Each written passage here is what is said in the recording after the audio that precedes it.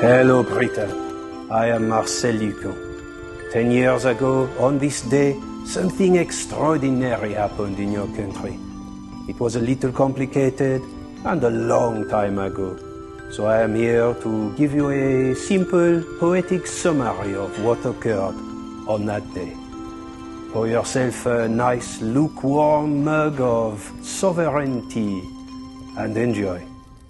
This is called the Big Red Bus.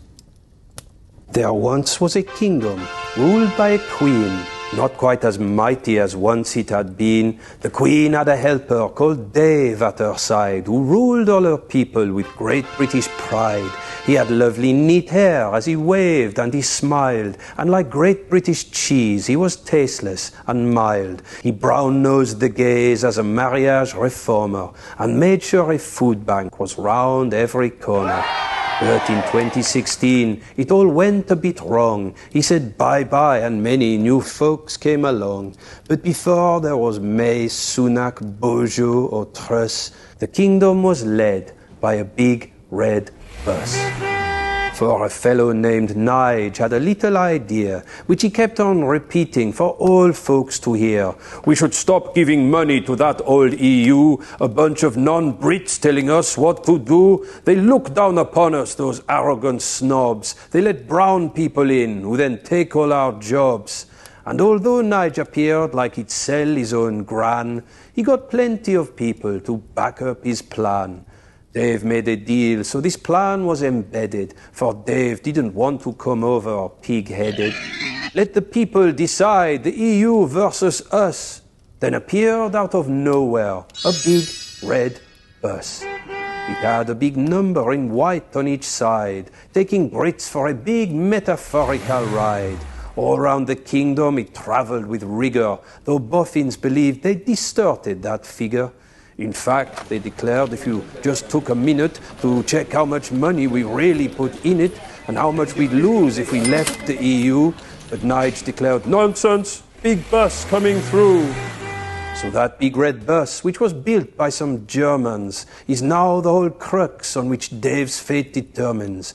The kingdom began to be sold on this exit, especially when Nige simplified it to Brexit.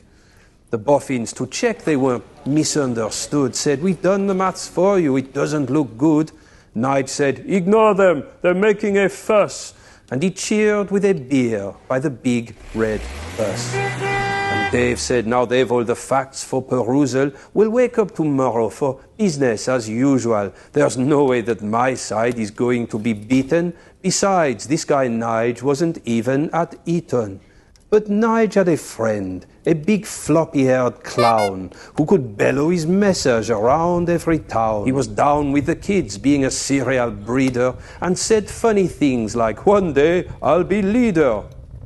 The big day arrived, the people they voted, and Dave smiled and waved, though some nerves had been noted. The very next morning that smile had been banished. Oopsie, he said, then waved bye-bye and vanished. To clean up the mess, the boys brought in Teresa, which was not a success. She was not a crowd pleaser. So next up, not wishing to let people down, to fill the top spot, they just brought back the clown. Boris was floppy and foppish and fun, and he said to the kingdom he'd get Brexit done. And though not as easy a deal as he'd said, he assured everyone of plain sailing ahead. If they just ignored sailing by more migrant boaters no longer controlled by the fixed EU quotas, that sailing abroad's now more pricey for voters, the millions made by the campaign's promoters. But years later on, with their sovereignty back, no sign of those red numbers turning to black.